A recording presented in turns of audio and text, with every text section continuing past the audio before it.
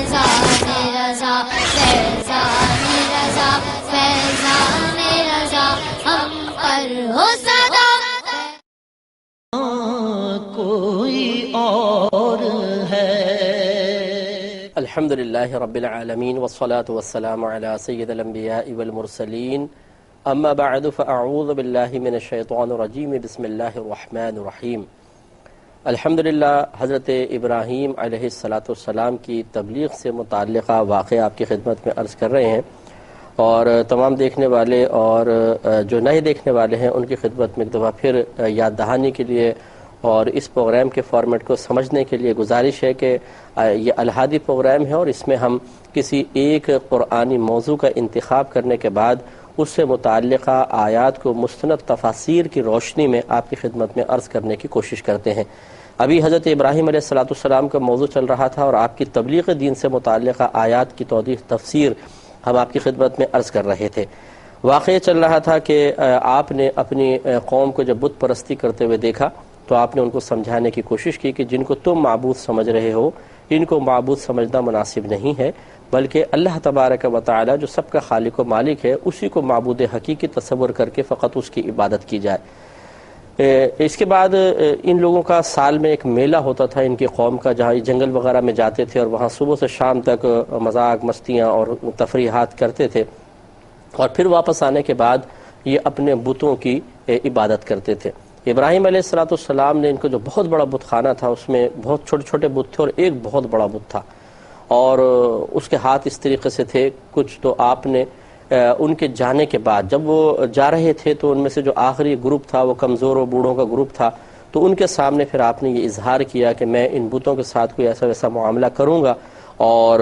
جب تم یہاں سے واپس چلے جاؤ گے تو میں کچھ نہ کچھ ضرور ایسا معاملہ کروں گا کہ میں ان چیزوں کو ختم کروں گا۔ اور آپ کا مقصود اصل میں سمجھانا تھا۔ سمجھانے کے مختلف انداز ہوتے ہیں، جیسے کہ ایک ابراہیم علیہ السلام نے اختیار فرمایا کہ ایک، اور یہ نبی کا منصب ہے، میں پہلے آپ کو عرض کر دیتا ہوں، اور انشاءاللہ میں اس پہ تفصیلی کلام بھی عرض کروں گا کہ ان باتوں کے کہنے کا مقصود ہرگز یہ نہیں ہے کہ آپ اس قرآن عظیم میں بیان کردہ معاملات کے مطابق کوئی عملی قدم اٹھائیں۔ انبیاء علیہ السلام کا عملی قدم یہ انہی کی شان کے لائق ہوتا ہے اور اللہ تبارک و تعالیٰ کے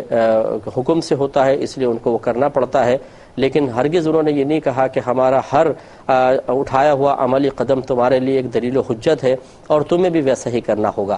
ہر دور کے تقاضے مختلف ہوتے ہیں، اور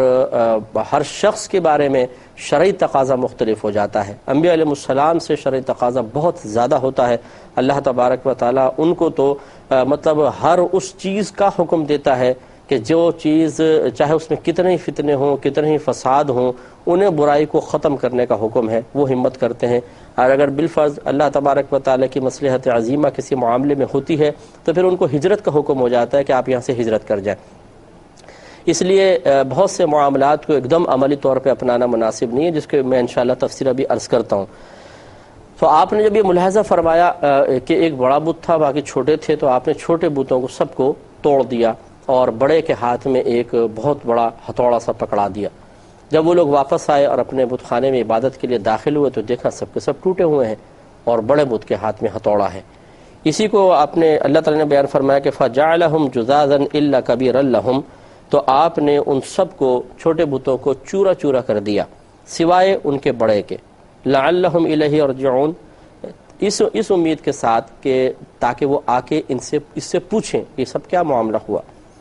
قالوا، جب وہ واپس آئے تو انہوں نے کہا کہ من فعل هذا بآلهتنا انه لمن الظالمین، ہمارے خداؤں کے ساتھ یہ کس نے ایسا معاملہ کیا ہے، بے شک وہ بہت بڑا ظالم ہے۔ اب جو پچھلے لوگ تھے جن کے سامنے ابراہیم علیہ السلام نے اپنے ارادے کا اظہار کیا تھا، ان کو ایک دم یاد آیا۔ قالوا، انہوں نے کہا سمعنا فتى يذكرهم يقال له ابراہیم، انہوں نے کہا کہ ہم نے سنا تھا ایک نوجوان ذکر کر رہا تھا اسی چیز کا کہ وہ یہ کہہ رہا تھا، تو یقال له ابراہیم، اسے ابراہیم کہا جاتا ہے۔ اب جب یہ معاملہ ہوا تو یہ سب کے سب نمرود کے پاس پہنچے اور سارا معاملہ سمجھا دیا۔ نمرود اور اس کے درباریوں نے انہوں نے کہا کہ فأتوا به علی اعین الناس، اس کو ابراہیم کو، اس نوجوان کو ان لوگوں کے سامنے لے کر آؤ، لعلہم یشہدون، تاکہ یہ لوگ ان کی گواہی دیں کہ ہاں یہی وہ نوجوان تھا۔ قالوا انہوں نے کہا، جب ابراہیم علیہ السلام کو بلا لیا گیا تو انہوں نے کہا انت فعلت هذا بآلهتنا یا ابراہیم، کیا تم ہی نے یہ معاملہ کیا ہے ہمارے خداؤں کے ساتھ ابراہیم؟ قال، آپ نے شاید فرمایا بل فعلہ، نہیں بلکہ اس بڑے نے کیا ہے، بل فعلہ کبیرہم ھذا، بلکہ ان کے اس بڑے نے کیا ہے، فاسألوہم ان کانوا ینطقون، تو تم اس سے کیوں نہیں پوچھتے، اگر یہ بولتے ہیں تو تم اس سے پوچھو۔ تو آپ غور و تفکر فرمائیں کہ یہ سمجھانے کا انداز تھا۔ آپ نے ویسے بھی آپ مناظرہ کر سکتے تھے، کہہ سکتے تھے، لیکن آپ نبی تھے، آپ کا منصب بڑا اعلیٰ تھا، آپ نے سمجھانے کا ایک اور انداز اختیار کیا کہ پہلے ایک ایسا معاملہ کیا کہ وہ لازم طیش میں آئے، غصے میں آئے، اور پھر وہ آپ سے کویسچن کریں، اور پھر آپ ایک ایسی دلیل ان کے سامنے رکھیں، ایک ایسی بات ان کے سامنے رکھیں کہ وہ اس کے حق ہونے کو تسلیم کیے بغیر نہ رہ سکیں۔ چنانچہ جب آپ نے یہ بات بیان فرمائی فرجعوا الی انفسہم فقالوا انکم انتم الظالمون، تو وہ اپنے قلب کے اندر جو کچھ ان کے ایک حق جاگا تھا اس کی طرف انہوں نے رجوع کیا، اور انہوں نے اپنے آپ کو کہا کہ ہاں بے شک تم تو بہت بڑے ظالم ہو، یعنی تم یہ غلط کر رہے تھے کہ جو بول ہی نہیں سکتا، جو مطلب اپنا معافی ضمیر ذکر نہیں کر سکتا، جو اپنی تخلیق کے سلسلے میں تمہارا محتاج ہے، تم اس کی عبادت کر رہے ہو، تو یہ واقعی مناسب نہیں ہے۔ لیکن ثم نکسوا علی رؤوسہم، اور پھر وہ پلٹ گئے اپنے سروں پر، یعنی پھر وہ پچھلی صورتحال کی طرف، پچھلی حالت کی طرف پلٹ گئے۔ لقد علمت ما هؤلاء ينطقون، اور انہوں نے کہا کہ تمہیں خوب معلوم ہے کہ یہ بولتے نہیں ہیں ابراہیم۔ قال، آپ نے فرمایا فتعبدون من دون اللہ ما لا ينفعكم شيئا ولا يضركم، تو کیا تم اللہ تبارک و تعالیٰ کے علاوہ ایسی کی عبادت کرتے ہو جو نہ تمہیں کوئی نفع پہنچا سکتا ہے اور نہ تمہیں کوئی ضرر پہنچا سکتا ہے؟ اف لکم، تم پر افسوس ہے، ولما تعبدون من دون اللہ، اور ان کے لیے بھی کہ جن کی تم اللہ تعالیٰ کو چھوڑ کر عبادت کرتے ہو۔ افلا تعقلون، تو کیا تم عقل نہیں رکھتے ہو؟ تو یہ معاملہ تھا کہ یہ جیسے میں نے آپ کو تھوڑی دیر پہلے عرض کیا کہ دیکھیں شرعی تقاضے مختلف لوگوں کے ساتھ مختلف ہوتے ہیں۔ انبیاء علیہ السلام کے ساتھ ساتھ اللہ تبارک و تعالیٰ کا معاملہ یہ ہوتا ہے کہ چاہے جان کو خطرہ ہو، چاہے مال کو خطرہ ہو، چاہے نسل کو خطرہ ہو، چاہے کتنا ہی بڑا فتنہ فساد ہو، انہیں تو ہدایت کا کام کرنا ہی ہے اور بولنا ہی ہے، خاموش نہیں رہ سکتے، ان کو حکمتاً خاموش نہیں رہنا ہے۔ ہاں یہ ہے ضرور کہ جب تک اللہ تبارک و تعالیٰ کا حکم ہو کہ یہاں نہیں بولنا ہے تو نہیں بولیں گے، ورنہ اگر اللہ تعالیٰ کی طرف سے منع نہیں تو بس حکم یہی ہے کہ بولنا ہے، پھر ان کو بولنا ہے۔ مطلب کہنے کا یہ ہے کہ جیسے مثال کے طور پہ بہت سی ایسی چیزیں تھیں جو نبی کریم صلی اللہ علیہ وسلم کے دور میں پہلے شروع اسلام میں جائز رہیں، ان کو فوراً حرام نہیں کیا گیا، جیسے شراب کا معاملہ، تو وہاں گویا کہ نبی کریم کو ابھی روکا ہوا ہے کہ آپ اس کے خلاف نہیں بولیں گے، تو چونکہ روکا ہوا ہے اس لیے آپ منع بھی نہیں کر رہے، روک نہیں رہے سختی کے ساتھ۔ لیکن جب اللہ تبارک و تعالیٰ کی طرف سے حرمت کا حکم نازل ہو گیا، ممانعت کا حکم نازل ہو گیا، پھر آپ نے اس کو روکا۔ یہ ایک الگ چیز ہوتی ہے کہ کوئی برائی ہو رہی ہوتی ہے لیکن اللہ تبارک و تعالیٰ کی طرف سے وقتی طور پر اس سے روکنے کو منع کیا گیا ہوتا ہے تو انبیاء علیہ السلام روکے رہتے ہیں، ورنہ اگر کسی چیز سے اللہ تبارک و تعالیٰ نے رکے رہنے کا حکم نہیں دیا ہے تو ان پہ فرض ہوتا ہے کہ وہ اس کو روکیں گے، اور جتنی طاقت سے روک سکتے ہیں روکیں گے، یہ ان کے ساتھ تقاضا ہے۔ دوسرا پھر ہوتا ہے حکماء کے ساتھ، حاکم اسلام بھی اپنی طاقت سے چیز کو روک سکتا ہے لیکن بہت سی چیزوں کو مصلحت سے چھوڑ بھی سکتا ہے۔ پھر علماء کا منصب ہوتا ہے جیسے کہ وہ ان کو بولنا ہوتا ہے لیکن حکمتاً وہ بھی بہت سے مقامات پر خاموش رہنے کے ان کو اجازت ہوتی ہے۔ پھر عام جیسے ماں باپ ہیں، پیر حضرات ہیں، شیوخ ہیں، ٹیچرز ہیں، ان کے بھی الگ الگ مناصب ہوتے ہیں کہ ان سے کہیں ریکوائرمنٹ ہوتی ہے کہ بولو، کہیں پر خاموشی کی بھی اجازت ہوتی ہے۔ لیکن انبیاء علیہ السلام کا الگ معاملہ ہوتا ہے جیسے میں نے آپ کو بتایا۔ تو اس لیے بعض اوقات انبیاء علیہ السلام کے ایک عمل کو دیکھ کر ہم اپنے لیے دلیل نہیں بنا سکتے ہیں، اس لیے خدا نخواستہ ان باتوں کے بیان سے ہرگز یہ مقصود نہیں ہے کہ اگر کسی بھی مقام پر کوئی شخص اس کو سن رہا ہے تو وہ اس بات کی ترغیب حاصل کرے کہ وہ کسی دوسرے مذہب والے کی جو عبادات کے معاملات ہیں یا جن چیزوں کی وہ عبادت کرتے ہیں انہیں توڑ دے، ان کو ختم کرنے کی کوشش کرے۔ اس کی اجازت فی زمانہ ایک عام شخص کو ہرگز نہیں ہو سکتی ہے کیونکہ یہ فتنہ فساد کا معاملہ ہوگا۔ ہاں اگر کوئی شخص یہ سمجھتا ہے کہ کوئی ہدایت قبول کرنا چاہتا ہے تو پھر اس کو احسن طریقے سے دلیل کے ساتھ سمجھائے تو پھر بہت اچھی بات ہے، لیکن ہرگز ان باتوں کے بیان سے مقصود یہ نہیں ہے کہ آپ اعلانیہ طور پر کسی کو برا بھلا کہنا شروع کر دیں اور یا پھر ہتھوڑے اٹھا کر اور کسی کی کوئی بھی چیز توڑنا پھوڑنا شروع کر دیں. اس کی شریعت نے اجازت نہیں دی ہے، کیونکہ الفتنۃ اشد من القتل،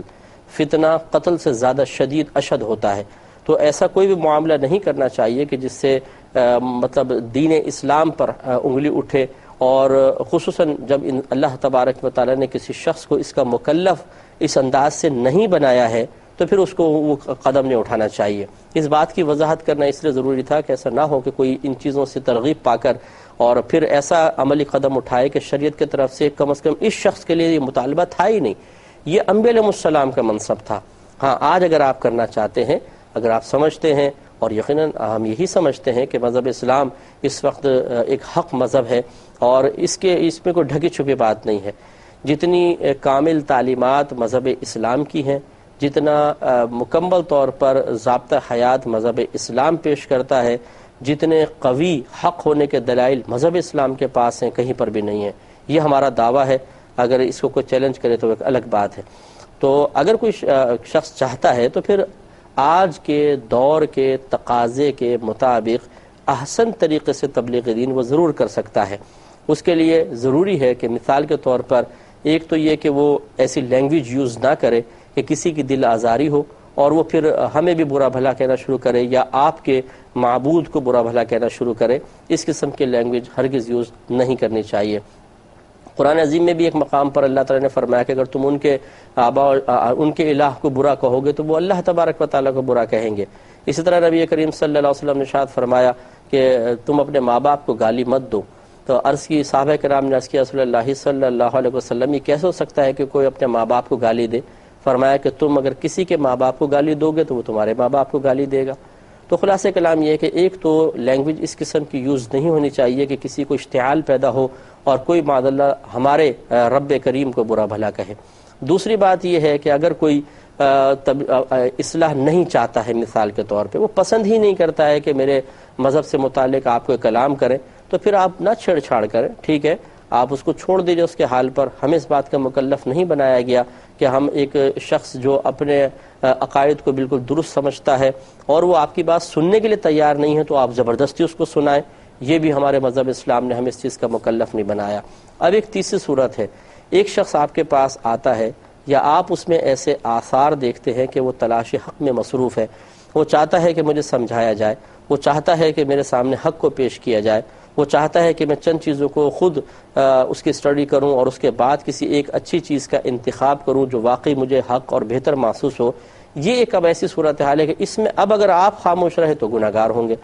تو اب اس میں یقینی سی بات یہ ہے کہ آپ اس کو سمجھائیں. اگر وہ چاہتا ہے، اسلام کو سمجھنا چاہتا ہے، وہ مختلف مذاہب کے فرق کو سمجھنا چاہتا ہے، تو پھر آپ بڑے پیارے اور احسن انداز سے سمجھا سکتے ہیں. تو یہ مطلب بیچ میں وضاحت ضروری اس لیے میں نے کرنا ضروری سمجھا کہ خدا نخواستہ ایسا نہ ہو کہ کچھ سننے والا اس کا کوئی دوسرا مطلب نتیجہ اخذ کرے، کیونکہ ہمارے ہاں جذباتیت آج کل بہت زیادہ ہے. مطلب جس نے خصوصی طور پہ دین کو نہیں سیکھا ہوتا تو اس کو چونکہ دین کی بنیادی تعلیمات تو معلوم نہیں ہوتی تو وہ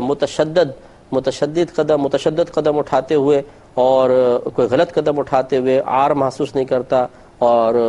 جھجک محسوس نہیں کرتا ہے، اٹھا لیتا، پھر بعد میں پچھتاتا ہے. یا اس کے منفی اثرات جب ابھی تو اس نے انفرادی طور پہ کیا، لیکن جب اجتماعی طور پر اس کے مضر اثرات دوسروں کو برداشت کرنے پڑتے ہیں، اس وقت احساس ہوتا ہے کہ مجھے ایک دم یہ جلد بازی نہیں کرنی چاہیے تھی.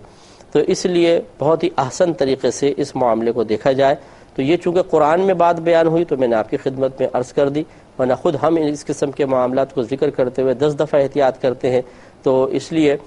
کسی کی دل آزاری کرنا مقصود نہیں ہے، کسی کو برا بھلا کہنا مقصود نہیں ہے، بلکہ اپنے مذہب اسلام کی اس مقدس کتاب کا ایک چیپٹر ہے اسے ذکر کرنا مقصود ہے اور اس سے کچھ حاصل کرنا مقصود ہے. تو اس میں کوئی حرج نہیں ہے کہ یہاں پر براہ راست ہم کسی کو خدا نخواستہ ہٹ نہیں کر رہے ہیں، کسی کو کوئی برا کہنا مقصود نہیں ہے. اسی لیے میں نے یہ وضاحت بھی کی ہے کہ عوام الناس کو ہرگز یہ حق حاصل نہیں ہے کہ وہ کسی کو بھی براہ راست اپنی تنقید کا نشانہ بنائیں یا کوئی اور عملی ایسا قدم اٹھائیں کہ جس سے رد عمل کے طور پر ایک بہت بڑے پیمانے پر فتنہ فساد برپا ہو جائے. بہت ہی سکون کے ساتھ، پیار کے ساتھ، محبت کے ساتھ کام کرنے کی ضرورت ہے، جس کی تفصیل میں نے عرض کر دی ہے۔ تو ابراہیم علیہ السلام نے بہت ہی پیارے انداز سے پہلے فرمایا کہ ذرا غور کرو کہ تم ایسے کی عبادت کر رہے ہو کہ جس کو جو نہ بول سکتا ہے، نہ تمہیں نفع پہنچا سکتا ہے، نہ ضرر پہنچا سکتا ہے۔ تو یہی ایک طریقہ ہوتا ہے حق کو سمجھانے کا، کہ آپ ایک چیز کے بارے میں کہتے ہیں کہ یہ زیادہ بہتر ہے، یہ کم بہتر ہے۔ آپ کو پوچھے بھی اس میں کیا فرق ہے، تو آپ دو چیزیں بیان کر سکتے ہیں، دو طرح سے اس کو بیان کر سکتے ہیں۔ ایک یہ کہ آپ جس چیز کو صحیح سمجھ رہے ہیں اس کے فوائد اور اس کے اچھے اوصاف کا تذکرہ کریں کہ دیکھیں اس میں یہ چیز ہے، یہ فائدہ، یہ فائدہ، یہ فائدہ، یہ اچھا وصف ہے، یہ اس میں اچھی صفت ہے، یہ اس میں اچھا معاملہ ہے، تو ایک شخص کے دل میں اس کی محبت اور اس کی اہمیت پیدا ہوتی ہے۔ یا دوسرا یہ ہوتا ہے کہ جو اس کے مقابل ہے، اچھی چیز کے مقابل ہے، آپ اس کی تھوڑی سی قباحتیں ذکر کرتے ہیں کہ دیکھیں ان چیزوں کی طرف شاید آپ کی توجہ نہیں ہے، اس پر ذرا غور و تفکر کریں۔ اور کبھی تقابل ہوتا ہے کہ آپ ایک چیز ان کی بیان کرتے ہیں، اس کے مقابلے میں اس کی بیان کرتے ہیں، تو ان دونوں میں فرق محسوس ہوتا ہے کہ اس میں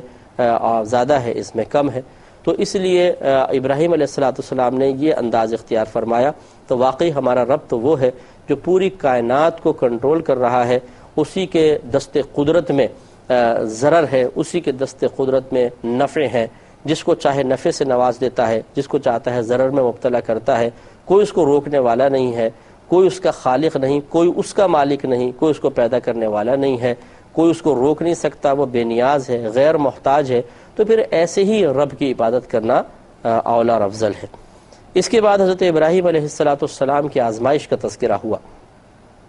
جب آپ نے ان کو یہ کہا کہ یہ تمام دلائل، تو اب یہ ہوتا عموماً ایسے ہی ہے کہ جب ایک شخص کے سامنے دلائل قویہ ذکر کیے جائیں اور وہ شخص حق کو قبول کرنے کے لیے ظاہری باطنی طور پہ تیار نہ ہو، جس کو بغض بھی کہتے ہیں، عناد کہتے ہیں، ہٹ درمی کہتے ہیں، اور اچھی خاصی ایک بالکل واضح دلیل حاصل کرنے کے باوجود پھر بعض اوقات ایسا ہوتا ہے کہ انسان جان بوجھ کر اس کو اگنور کر دیتا ہے اور بس اپنے باطنی تقاضے کو سب کچھ سمجھ لیتا ہے۔ اور یہ ہر دور میں رہا ہے، اس دور میں بھی ہے، خود مسلمانوں میں بھی ہے کہ آپ کسی کو اچھی بات کہیں، وہ آپ کی اچھی بات کو رد کر دے گا، آپ کا دشمن بن جائے گا، آپ کو چار گالیاں دے دے گا، حق بات قبول نہیں کرے گا، حالانکہ خود اس کا باطن کہہ رہا ہوتا ہے کہ یار جو کہہ رہا ہے کہہ تو صحیح رہا ہے۔